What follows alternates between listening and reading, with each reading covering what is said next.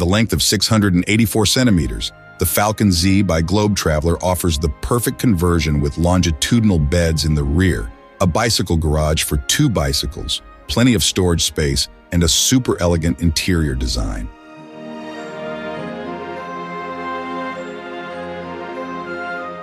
The base vehicle is the VW Crafter with a 2-liter engine and 177 horsepower, along with an automatic transmission.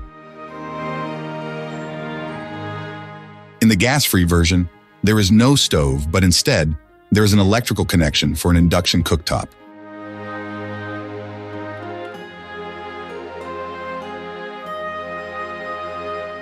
In the kitchen block, there is a sink with a mounted faucet and a 90-liter compressor refrigerator.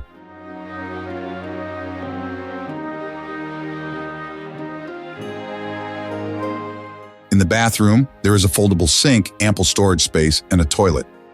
For showering, a protective wall is unfolded.